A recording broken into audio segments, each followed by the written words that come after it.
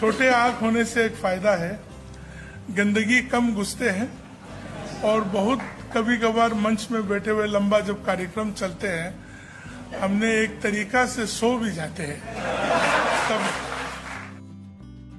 तेमज़ेन इम्ना along ये वो नाम है जिसे अब तक कम ही लोग जानते रहे होंगे, लेकिन 30 जून को जब से उन्होंने हिंदी में ऐतिहासिक भाषण दिया है उसके बाद से ही तेमज़ेन इम्ना अलोंग मीडिया से लेकर सोशल मीडिया तक छा गए हैं। बात चाहे अपनी छोटी छोटी आंखों की मजेदार अंदाज में खूबियां बताना हो या फिर ताजमहल का मुद्दा उठाकर अपने ही देश में बेगाना होने जैसे व्यवहार का सामना करना हो, इस ऐतिहासिक भाषण में तेमज़ेन ने जितनी भी बातें बोली उसने लोगों का दिल जीत लिया। शायद यही वजह है कि लोग अब सोशल मीडिया से लेकर गूगल तक तेमज़ेन के बारे में खूब सर्च कर रहे हैं और कुछ लोग तो ऐसे भी हैं जो ये पता लगाने की कोशिश में लगे हैं कि तेमज़ेन इम्ना की धर्म पत्नी कौन है।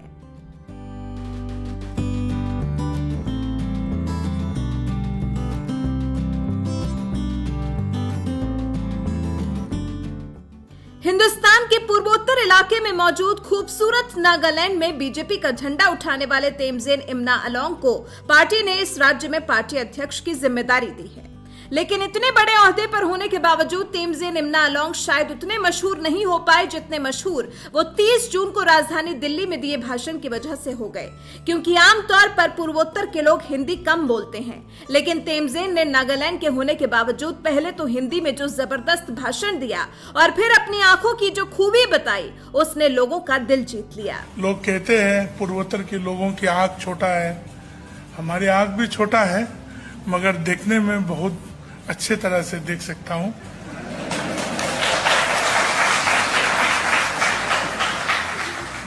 छोटे आंख होने से एक फायदा है, गंदगी कम घुसते हैं और बहुत कभी कभार मंच में बैठे हुए लंबा जब कार्यक्रम चलते हैं हमने एक तरीका से सो भी जाते हैं तब।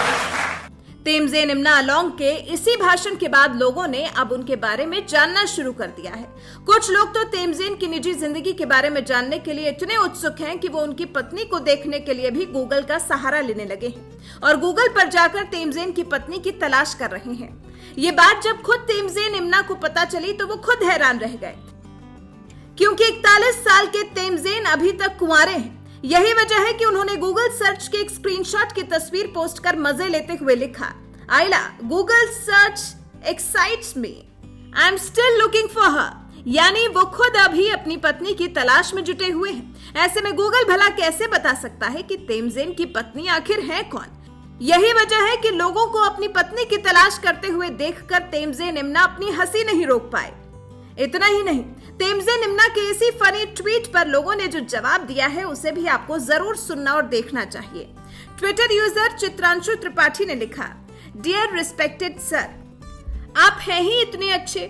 ट्विटर यूजर शिमांता ने लिखा, आप बहुत अच्छे हैं सर, मैं आप जैसे लोगों से अभी तक मिला क्यों नहीं, काश मैं आपसे कभी मिल सकूं। अगर आप कभी असम आए तो हमें जरूर बताइएगा, मैं आपसे मिलने आऊंगा। ट्विटर यूजर सुरेश शर्मा ने लिखा, सर बीजेपी में अविवाहित पुरुष के प्रधानमंत्री बनने के अवसर हैं, आप भाग्यशाली हैं। एक ट्विटर यूजर ने लिखा, आप हीरो बन चुके हैं, ये मीडिया वाले कभी नॉर्थ ईस्ट की बात ही नहीं करते, पूरे भारत की बात होनी चाहिए। एक और ट्विटर यूजर ने लिखा, भाई बड़े ठरकी लोग हैं, सबसे पहले पत्नी सर्च करने लगते हैं सेलिब्रिटी की। ट्विटर यूजर हिमांशु ने लिखा, पहली बार किसी पूर्वोत्तर राज्य के किसी बड़े नेता को मैंने बोलते हुए सुना। असम के नेताओं को तो कई बार सुना मगर नागालैंड के कभी किसी बड़े नेता को उस राज्य की बात करते हुए संपूर्ण भारत के साथ उसका तालमेल कैसा रहे राजनीतिक तौर पर कभी नहीं सुना। आपसे भविष्य में बहुत उम्मीदें हैं। बीजेपी नेता तेमज़ेन इम्ना अलोंग ने जब बताया कि वो खुद अभी अपनी पत्नी की तलाश में हैं, तो लोगों ने कुछ इसी तरह से रिएक्शंस दिए। कुछ लोग उनसे मिलने की इच्छा जताने लगे तो कुछ लोग उनके भाषण की तारीफ करने लगे।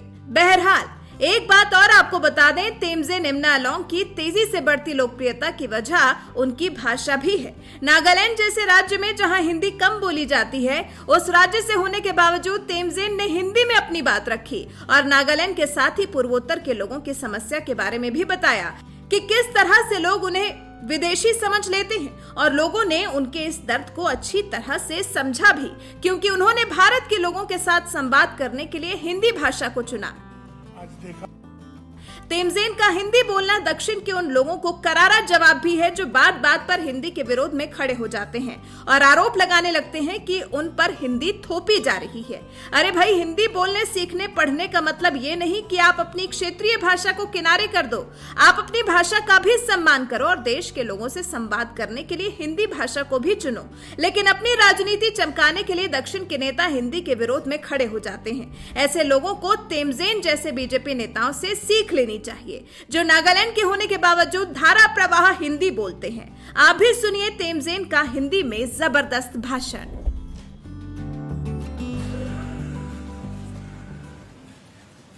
कॉन्स्टिट्यूशन क्लब हमारे लिए भी ये पहली बार है इस स्थान में आके एक जनजाति का कार्यक्रम में, हूल दिवस के कार्यक्रम में जनजातियों के बारे में बात करते हुए, विचार विमर्श करते हुए राजधानी की इस इतना बड़ा ऐतिहासिक स्थान में जनजाति के विषय में बात करते हुए हम मन में वहां बैठ के मन में हम यही सोच रहे थे कि ये दिन अगर 1947 के बाद थोड़ा जल्दी देखा होता तो जनजाति के साथ इतना सोच विचारों को देश के साथ मिल के जाने में मुश्किल नहीं होता। ये बहुत भावना वाला बात है हमारे लिए। कहते हैं कि हम लोग जनजाति हैं। बहुत बार अगर हम अपने विषय में, अपने सोच विचार के बारे में हम बताएंगे तो आप सोचेंगे कि भाजपा का अध्यक्ष है नागालैंड का, तो वो भाजपा वाला बात बोल रहा होगा, मगर वैसा नहीं है। हम एक हिंदुस्तानी होने वाला बात बोल रहे हैं।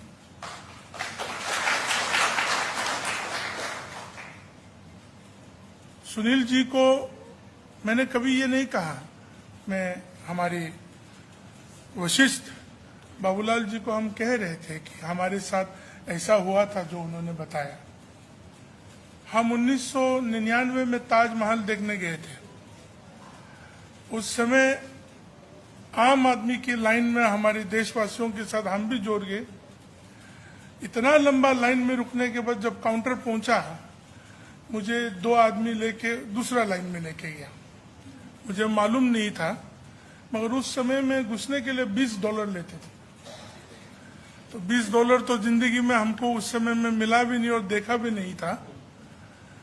तो उस तरह होके मुझे बहुत कन्विंस करना पड़ा कि हम हिंदुस्तानी हैं और हम नागालैंड से हैं।